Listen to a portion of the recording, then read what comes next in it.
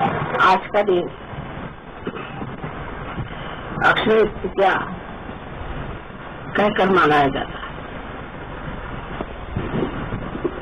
अक्षय तृतीया का महत्व बहुत लोगों ने पूछा कि माँ अक्षय तृतीया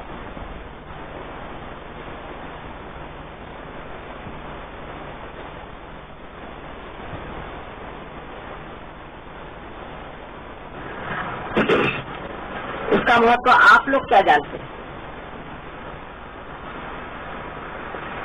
आपने क्या जाना?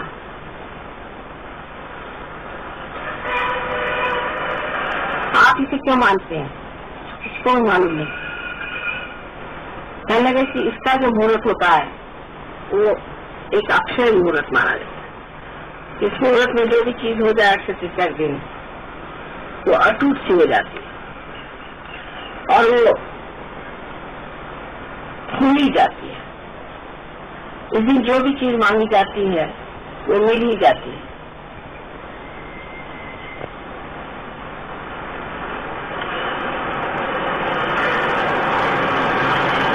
लेकिन इस मामले में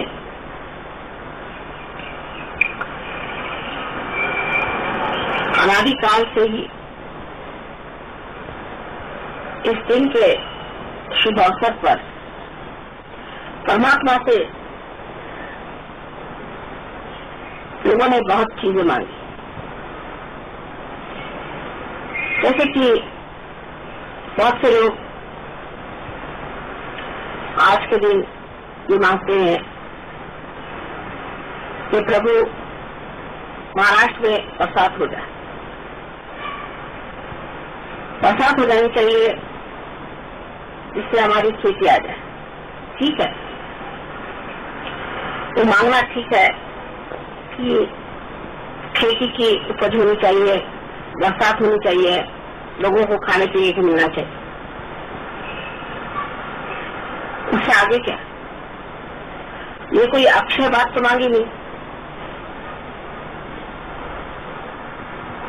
बरसात होगी, लोगों को खाने पीने को मिलेगा, लेकिन ये कोई बात ऐसी तो नहीं कि जो अटल है, जो टलेगी नहीं और फिर से यहाँ आपको दुष्काल के दिन न देखने पड़े। ऐसा तो कोई कह नहीं सकता। और फिर बरसात होने पे क्या होगा? वही काम करेंगे कि जिससे फिर से परमात्मा की अवकृपा हो जाए और फिर से बरसात रुक जाए। मनुष्य का दिमाग ऐसा ही होता है। परमात्मा के जो मांगते हैं उसमें ये नहीं सोचते हैं कि हमें ये दशा क्यों आई, हमने कौन सी गलती की। महाराष्ट्र में यहाँ बड़ी समृद्धि आ गई और साखर कारखाने बन गए, उसमें बहुत सारी चीनी तैयार होने लगी। फिर उसके बाद शराब बनाना शुरू कर दिया। ये नहीं विचार किया कि ये शराब बना करके हम पैसे तो कमा लेंगे, लेकिन परमात्मा के विरोध में हम कार्य कर रहे हैं।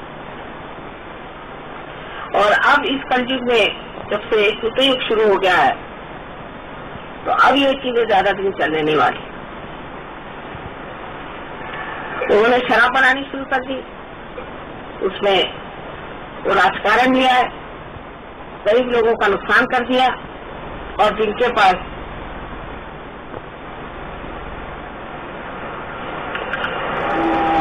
काफी गन्ने का उत्पादन हुआ उनके दिमाग खराब हो गए। वो कहने लगे हम तो भगवान को मानते ही नहीं, भगवान नाम की कोई चीज नहीं, गन्ना ही सब कुछ है। उनके भगवान गन्ना, गन्ने की पूजा करो। लेकिन अब जब गन्ने की मार पड़ी है तब फिर अक्षय तृतीया के दिन कहते कि माँ बरसात होनी चाहिए और फिर से आप गन्ने की मार खाने के इंतजाम में रहेंगे। ये चित्त नहीं आएगा कि कोई ऐसा विचार करे या कोई ऐसा प्रबंध बनाए कि जिससे कोई अक्षय चीज को प्राप्त करे। बहुत से और तरह के लोग मांगे करते हैं। सबने एक मजाक की है, एक नाटक का है कि अपनी जो कमजोरियां हैं, अपने अंदर जो छिपी हुई वासनाएं हैं, करने के लिए लोग मांगे करते। अच्छा ठीक है, और मांग की गई, आज तो देना ही होता है, भगवान के बंधन पड़ गया। उसने कहा अच्छा ले लो भाई, तुमको क्या चाहिए? तो किसी ने कहा कि साहब मुझे ऐसी ऐसी पत्नी चाहिए, बड़ी अच्छी सुलक्षणी, बड़ी घरदार, संभालने वाली, बड़ी सुंदर सी पत्नी चाहिए। देखिए, लेकिन आपकी नजर तो ऐसी घूम रही है अपनी दूसरी औरतों के पीछे। अभी आपने तो कुछ अपना अक्षय पद तो पाया नहीं, तो फिर बीवी की तबीयत खराब हो गई या आपको कोई बीमारी हो गई,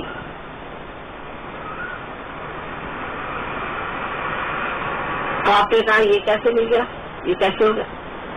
यही होना है।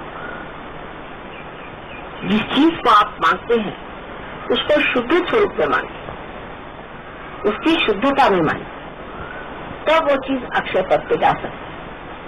जिस तरह से आपने कहा कि यहाँ बरसात हो जाए, ठीक है, नहीं, भगवान को तो ये मान्यता देनी पड़ेगी कि हाँ भाई इन्होंने बरसात मांगी, वो मिल गया।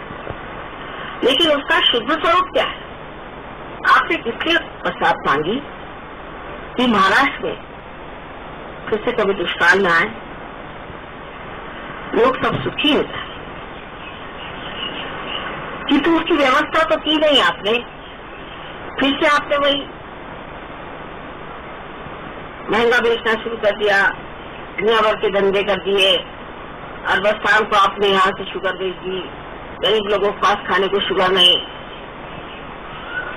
उसके बाद पता हुआ कि आप तो करार कर दिया गया कि आपके पास अब कुछ पैसा नहीं है, बैंक ने कहा कि इनको तो अब करार कर दिया जाए बैंक पर। तो आपके सामने तो अक्षय पद में ये मांगा था, अक्षय पद नहीं मांगा था आपने, उसकी शुद्धता में नहीं मांगा। अब शुद्धता में मांगने का मतलब ये होता है कि जब आपने शुद्धता में बरसात को मांगे, परमात्मा ने आपके ऊपर मेहरबानी की, तो उस बरसात को सोचना चाहिए कि आशीर्वाद परमात्मा का है, और क्या हम उस आशीर्वाद के लायक हैं? हम जो ये धरती से उगा रहे हैं, ये क्या हम सिर्फ अपने स्वार्थ और हर तरह की चोरी या हर तरह की ओछी बातें करने के लिए इस्तेमाल कर रहे हैं, या इस आशीर्वाद को हम परमात्मा के गौरव में इस्तेमाल? परमात्मा के गौरव के लिए हम क्या कर रहे हैं? परमात्मा ने हमें आशीर्वाद दे दिया, हम उनके गौरव के लिए क्या कर रहे हैं?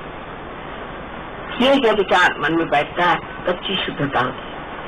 हमें पत्नी मिल गई बहुत सुंदर, लेकिन हम ऐसा कौन सा काम कर रहे हैं, कौन सा हमने अपने में परिवर्तन ला लिया? क्या हमने उसके साथ पूरी तरह से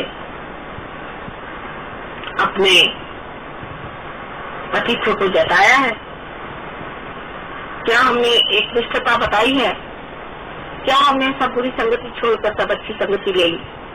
तो परमात्मा ने आशीर्वाद दिया तो हमने उसे क्या दिया, ये सोचना है। पुष्पम फलम तोयम, जो भी दे दीजिए वो परमात्मा मान्य कर देते हैं।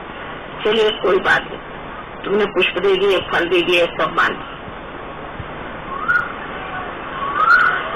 लेकिन पुष्पम फलम तोयम से तो परमात्मा संतुष्ट हो गए, और आप अक्षय तृतीया के दिन जो भी मांगेंगे वो हमें मिल ही जाएगा, मिल तो जाएगा, लेकिन थोड़ी देर के लिए, अक्षय समय के लिए नहीं।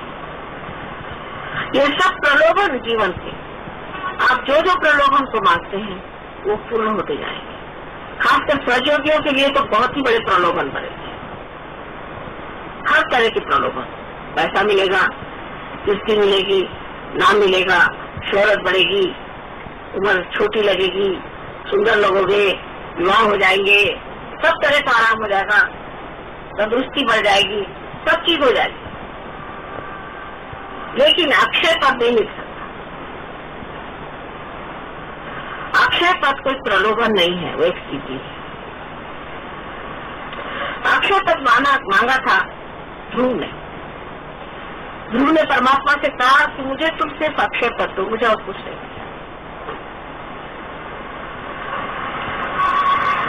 उन्होंने जो पद पाया अभी तक आकाश में चमक रहे। बहुत बार मुझे लंदन में उनके दर्शन होते हैं।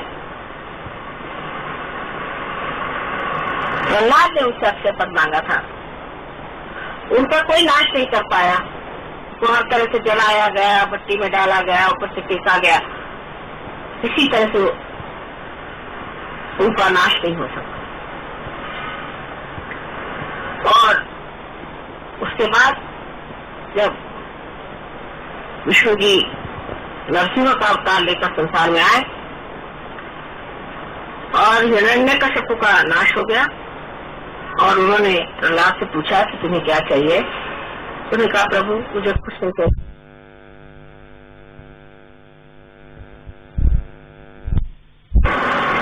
अक्षय पद पाने पर ही सब चीजें अक्षय हो जाती, क्योंकि दृष्टि बदल जाती है, विचारधारा बदल जाती है, सारा चरित्र बदल जाता है और सब समझदारी में फर्क आ जाता है। विशेषकर अपने भारत में अक्षय पद का मांगना बहुत जरूरी है,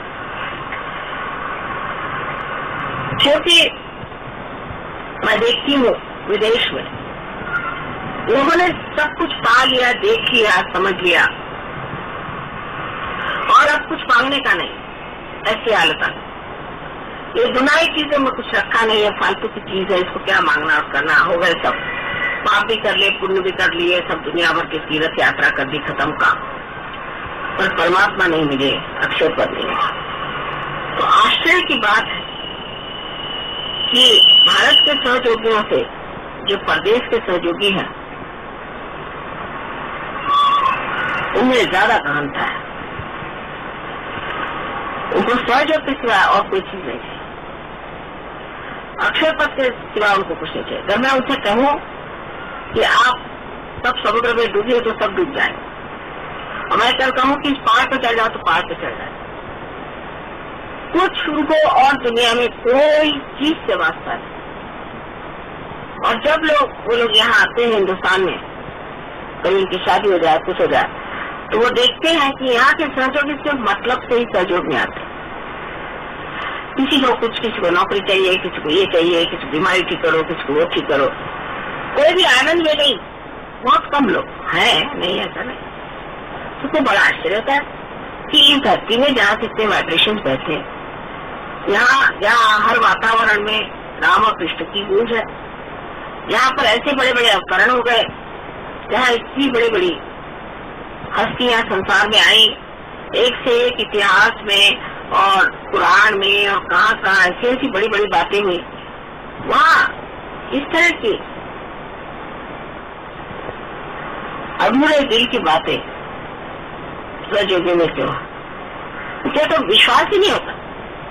वो तो हिंदुस्तानियों को सोचते हैं कि ये परमात्मा के ही सब स्वरूप लोग हैं, और जब धीरे धीरे परमात्मा को देखने जाते हैं तो लगता है यहाँ तो आत्मा भी नहीं है, कुछ न कुछ स्वार्थी है, परमात्मा की जगह स्वार्थी दिखाई देता है। और बड़ा उन्हें आश्चर्य होता, अरे वो कहते ये जो इस सब अमृत के सागर में रह करके ये मांग क्या रहे हैं मिट्टी, तो वो क्या रहा है, विश्वास नहीं होता। अभी तक वो समझ भी नहीं पाए। अभी कहते नहीं हम लोग समझ नहीं पाते होंगे, क्योंकि अभी हमारी दृष्टि साफ नहीं हुई, ये लोग बड़े ऊंचे लोग हैं, ऐसा नहीं वैसा नहीं। और उनको कितना भी कहो तो भी वो आप लोगों के पांव छूने पे तैयार आमादा है। इन सहयोगियों के पांव छूने से हम बहुत बड़े ऊंचे अक्षय पद को पहुंच जाएंगे।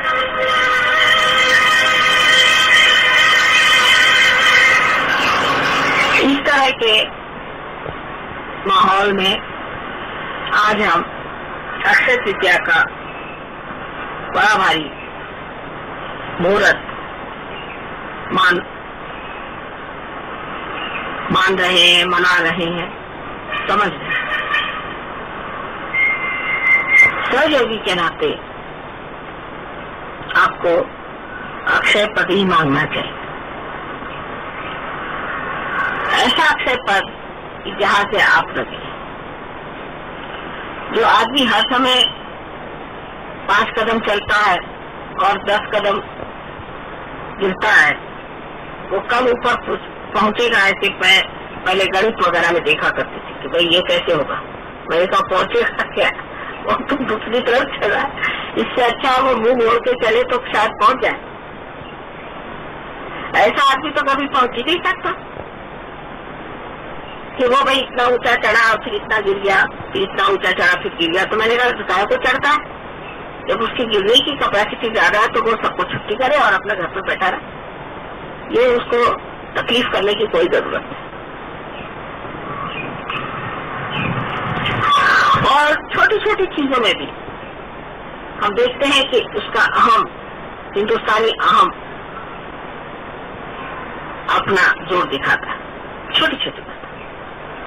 और मैं देखते रहती हूँ जब उनको क्या कहा जाए और किस तरह से समझाया जाए कि इस अहम महाराज को जरा रखते और आप थोड़े से सहयोगी हो जाएगी। और वो इस तरह से दिखाता है, ये तो जैसे ये कि हम मराठी हैं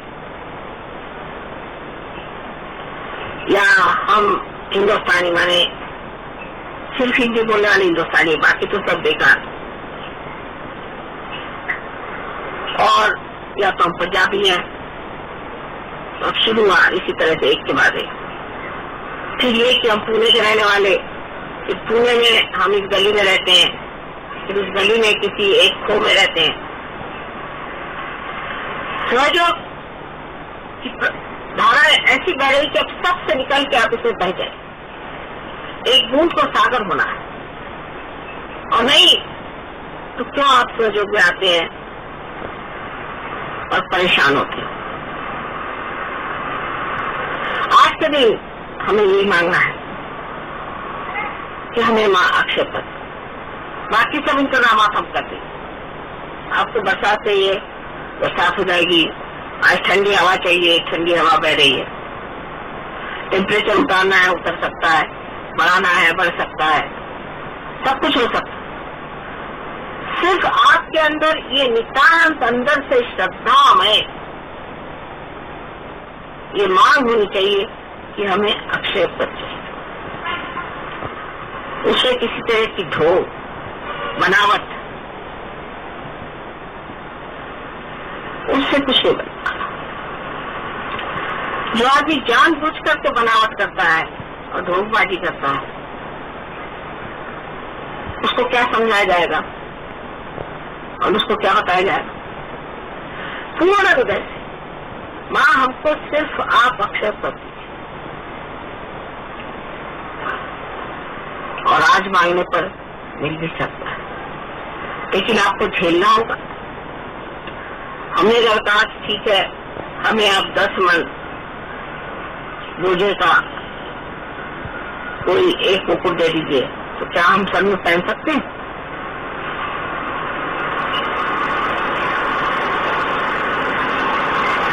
जो आप बर्दाश्त कर सकें,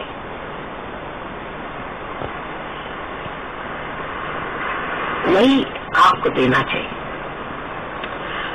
आप चाहे कुछ भी मांग लें, लेकिन आपके बर्दाश्त में तो हो। अगर ये आपके बर्दाश्त में अगर नहीं हो सकता है तो क्या फायदा आपको दे सकते? जो आपको भाए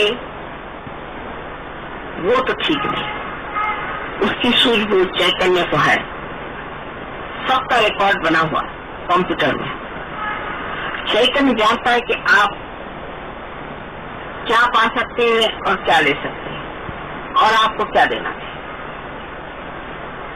और उसी सूझबूझ से वो आपको काफी खिलाता है और काफी प्रलोभन में डालता है और उस प्रलोभन में आप भी काफी घूमते हुए नजर आते हैं। अब तो उन लोगों पर हम हंसते हैं जो पागलों के जैसे धर्म के नाम पे मंदिरों में जाके कंठशोष करते हैं और धर्म मार्तंडों से अपने को हर तरह से बंदिश कर लेते हैं और जो बेवकूफों जैसे परमात्मा के नाम पर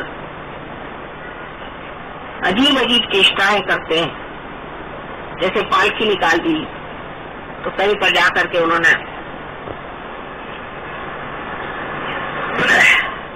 मंदिरों में भूतों को नचा दिया, तो कहीं उपास कर रहे हैं तो कहीं राम नाम जपते बैठे हैं। इन सबको देख के हंसी आती है। लेकिन सहयोग में भी आकर के जो सहयोग का फायदा सिर्फ अपनी कंडीशनिंग और अपनी खुददारी, जिसे कहना चाहिए कि ईगो और अहंभाव, उसके समाधान के लिए ही सहयोग का उपयोग करते हैं। ये बड़ी बारीक चीज है, उसे समझ लेना चाहिए। अब कोई कहेगा तो मां हमको ऐसा दिल ही दे दो, अभी एक तो दिल दिया है, अभी और कितने दिल चाहिए आपको? ऐसा दिल दे दो कि जिस दिल में हर समय अक्षय पद की लगन लगी रहे। अब इसी दिल में लगाइए और दूसरा दिल देने के लिए तो ट्रांसप्लांट करना पड़ेगा, या फिर अगले जन्म की बात करिए। इस जन्म में तो यही दिल लेकर चलना पड़ेगा और इसी दिल में ही ये आपको विशेष तरह से समझ लेना चाहिए कि हम सहयोगी हैं। एक बहुत बड़ी किमया हो गई। किसी ने आज तक सुना था कि इमली के पेड़ जो है उसमें एप्पल लगते हैं?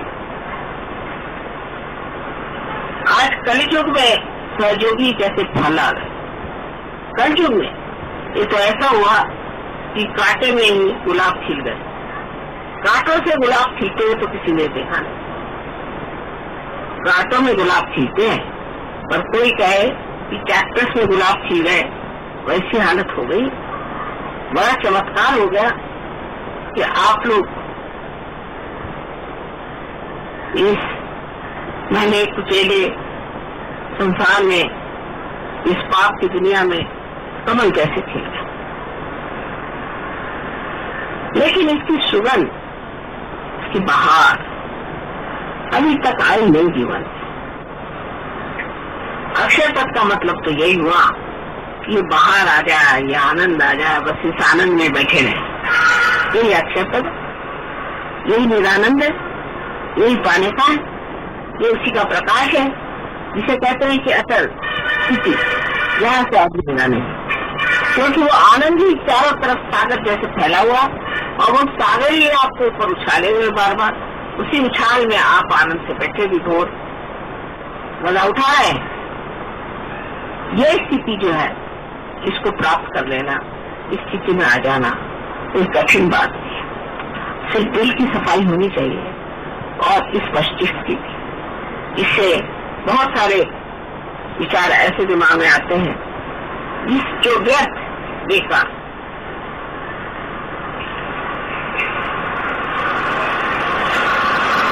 आपको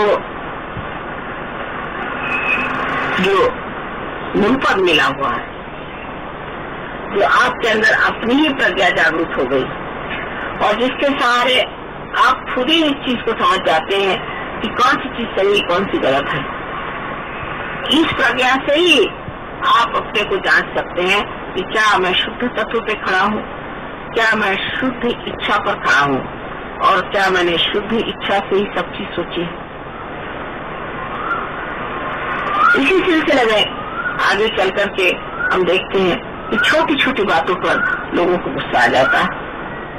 जैसे हम यहाँ आए हैं, ऐसे भी लोग हैं जो हमसे कभी नहीं मिलते, वहीं रहते हैं, कभी नहीं मिलते, मुलाकात नहीं हो पाती। सालों हो गए काम कर रहे हैं, कभी मुलाकात हो गई तो मुलाकात हो गई, नहीं तो नहीं। आनंद में विभोर बैठे हुए, मजा उठा रहे, ना कोई उस पर गिला है न शिकायत है। जिसे पूछा भाई क्या कर रहे हो, माँ से प्यार कर रहे हैं, यहाँ का ये पत्थर है ना, इसी में देख रहे हैं माँ। ऐसे भी लोग हैं। और दूसरे ऐसे हैं तुरंत मिजाज वो आ जाए और उसी वक्त हम आकर हाजिर हो के उनको सलाम न मारे, बस नाराज हो गए, माँ से मिलने नहीं दिया हमको, ये बड़े बदतमीज लोग इनके घिरे हुए हैं, ये माँ से मिलने नहीं देते, माँ तो सबको मिलना चाहती है। इतनी छोटी बात है समझने की। माँ हर जगह है, और हर जगह जब कोयल कूदती है और हर जगह जब ठंडी हवा बहती है, तो उस माँ से मिलने में कौन सी हमारी विशेषता? ये हमारा अहंकार कि हम कोई विशेष है, माँ हमसे जरूर मिलना चाहिए। अब मैं जान के माँ से टाइम निकाल के आया हूँ, तो आए होंगे भैया, पर माँ से भी कुछ टाइम वाइम लिया था कि अपने आ गए। फिर प्रोग्राम में पूछ लिया माँ आ जाए, अब माँ क्या कहेगी नहीं आओ, अब आ जाओ, तो पढ़ ले लवाज मार्क लेकर के। अगर कहा गया कि भाई नहीं अभी माँ नहीं मिल सकती, तो ये तुम्ही लोग खराब ऐसे झूठ बात हो, मुझको कोई नहीं पढ़ा सकता। आज इसके बताने के इस पूरा शहर में ये रोज के अनुभव है, और जो बेचारे हमारे साथ खड़े हुए हैं जिनसे कहा गया है,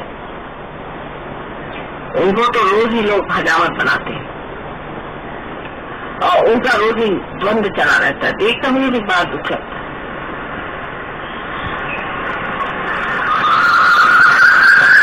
ये समझदारी, ये सूझबूझ